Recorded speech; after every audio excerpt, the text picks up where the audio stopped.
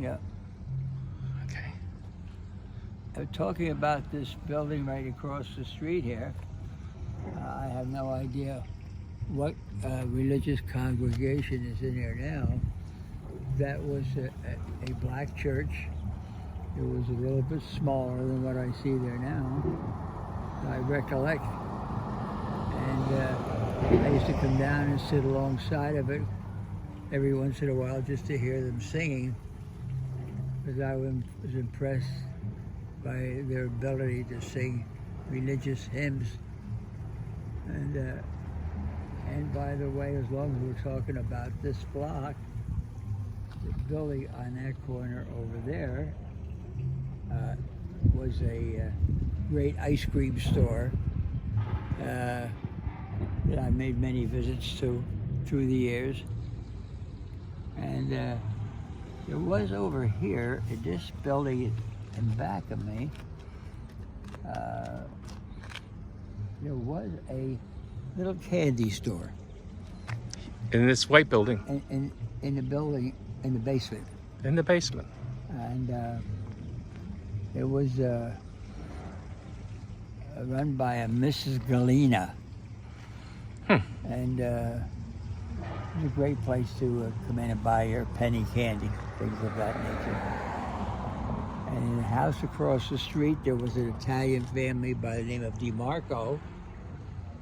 And I remember that very well. And this is all Belmont Avenue still. Belmont Avenue. And then what about that building there, or the brick building? The school, that's the old Belmont Avenue school. That was from kindergarten through the 6th grade.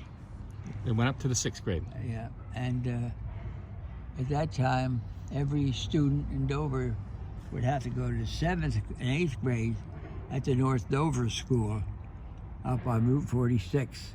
And then eventually they expanded the Academy Street School to include the 8th grade, so you didn't have to go to the 8th grade in North Dover. I see. And you went to this school for which grades? Through grade 6. Through grade 6. So you were there for the whole and K through 6.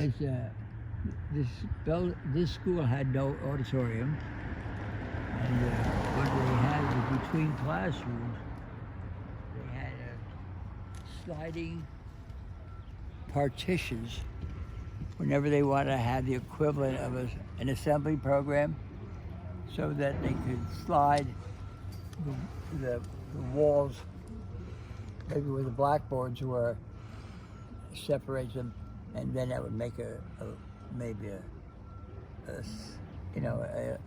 site to have an assembly program. Oh. But they had no auditorium.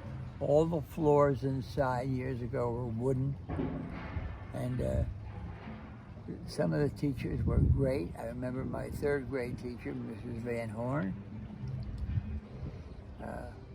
who told me I had to stay after school for a while because I wasn't doing well in math. And she just sent a note home to my mother, and that was it. No arguments about it. The teachers were in charge.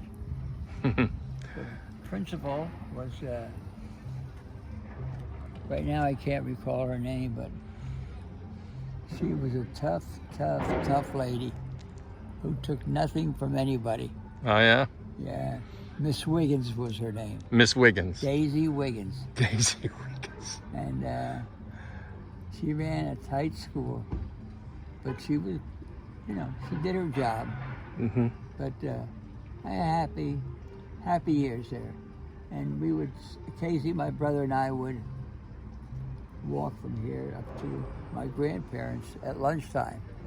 Oh, because your house from here So like maybe 2 blocks. is just past those gray houses, that yellow house. Let's see if I can.